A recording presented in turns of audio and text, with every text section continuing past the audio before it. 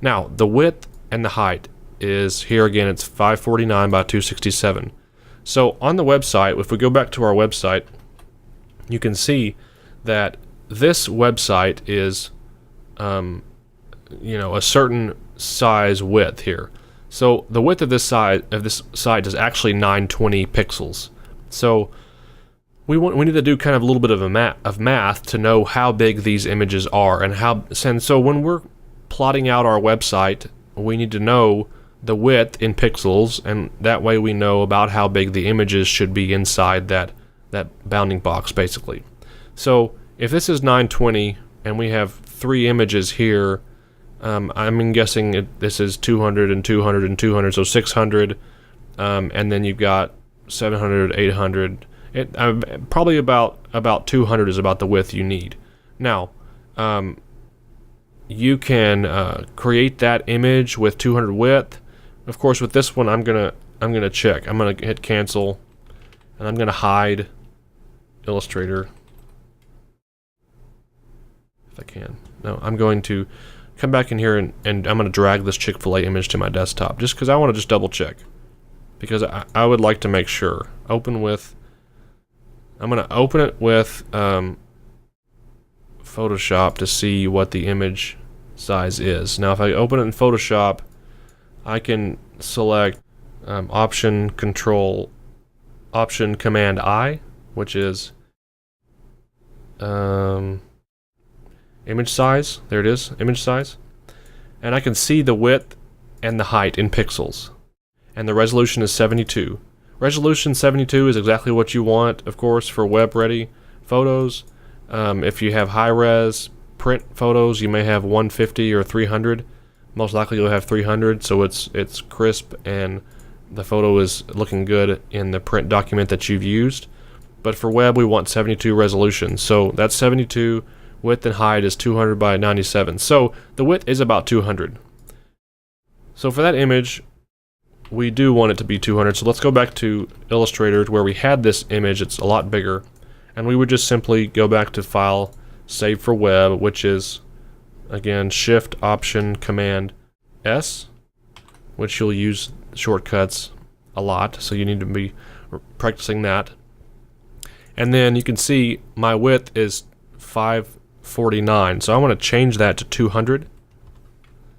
And if I hit Tab, it'll just go straight. It's already got it on locked. So it'll change the width and height proportionally when that's selected. And right now I have it constrained proportions here. So if I unclick that, you can see that if I hit 222, the height will not change. And I don't want to do that. I want it to be constrained. So it's going to go back, once I hit constrained proportions, it'll go back to proportional. So I'm going to go back to 200, and I'm going to hit 97. And you can see it tells you the percentage of the size that it was before. So now it's 36.43% of the size that it was before. And I'm not concerned about clip to artboard. But then you just hit apply, and you can see that it's already converted for you. So that'll be ready. So you hit save. It's a PNG 24. That's what we want. So we want to save that. And I can save it wherever I want. So I'm going to drop this new image into my folder, which is where my website files are saved under my desktop, under my zip drive. So I've got the website file, and I've got all of the first level root folder website pages. Then I have images folder, and I'm going to put it in the clients. So from the clients, you can see that I already have a Chick-fil-A image that's 200 by 97 in there. So I put the 200 by 97 in there so I know exactly the width and the height of those images without having to get the information that I need. So I can go back here, and I'm just going to save over it. That's how I would do it. If I wanted to save in this folder over that file, I can just click and drag. If I want it to just be in the client's file folder, I can do it that way too. So so from there we would just hit save. Now it's already saved, so I'm not going to do that again, but I'm just going to hit cancel. So you can see that would be a web-ready photo.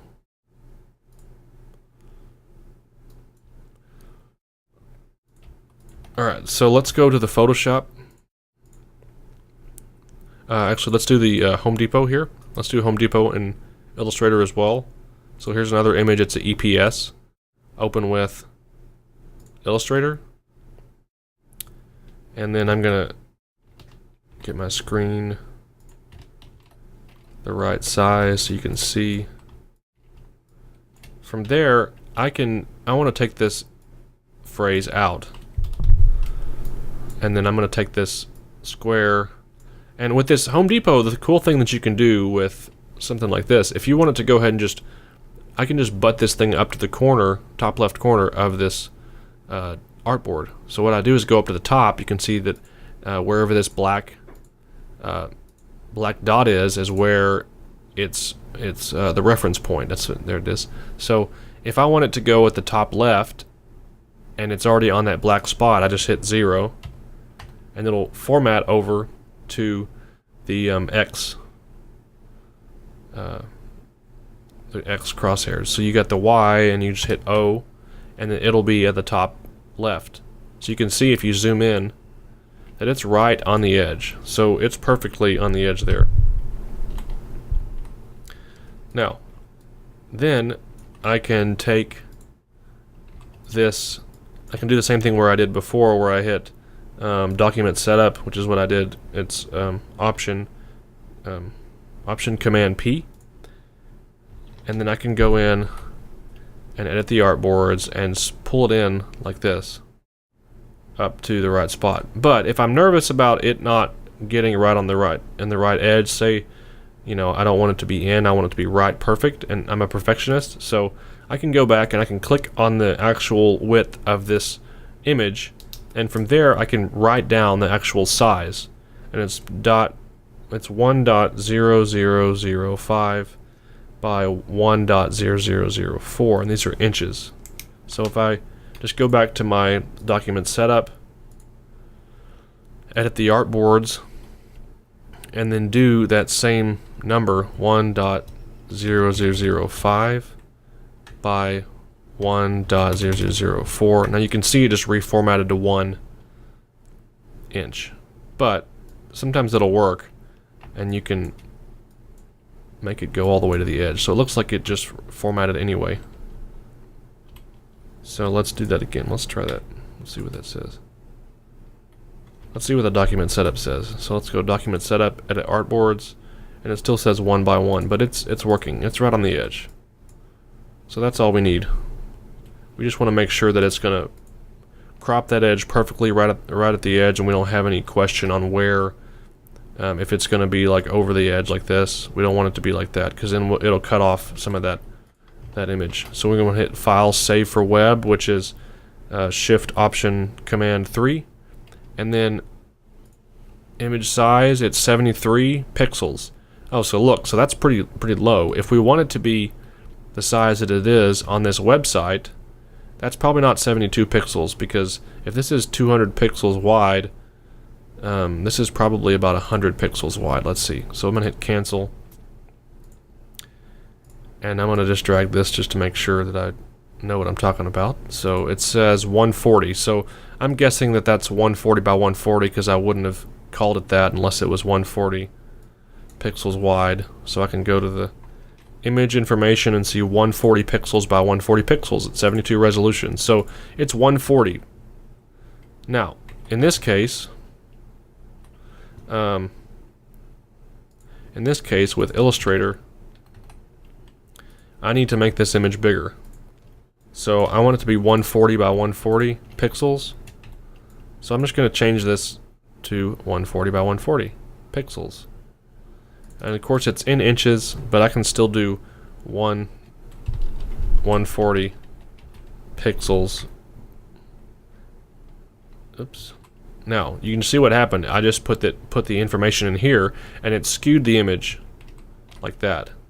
So I don't want to do that. I want to make sure that I have this selected so that it proportionally moves the width and the height. So I will move this image to what did that say? 140 pixels. 140 pixels. and it automatically just reformats it to inches. So it's 140 pixels, and we just need to change the artboard so that it doesn't crop where it says it's going to crop. And we're taking the edge from the top left, 140 pixels.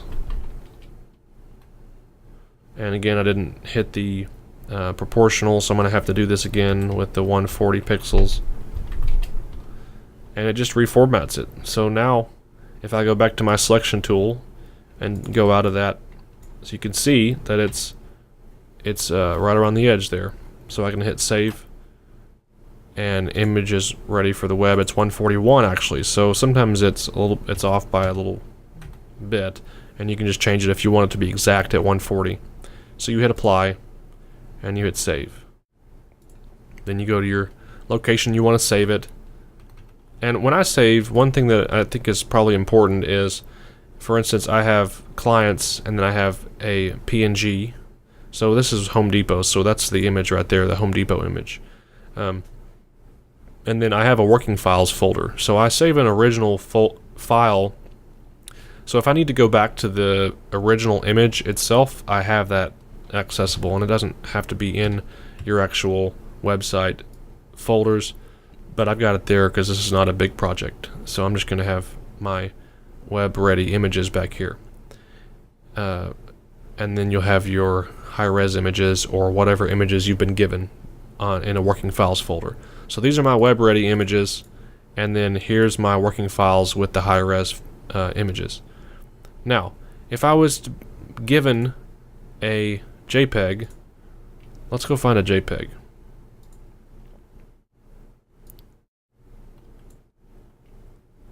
So that's Illustrator, and I'll show you how to do JPEG in the next video. So that's Illustrator, and that is the way to edit vector images. You can see that these are all made of lines, so I can very easily move a lot of the text. Now, I'm going to show you how to do JPEG images here in a minute.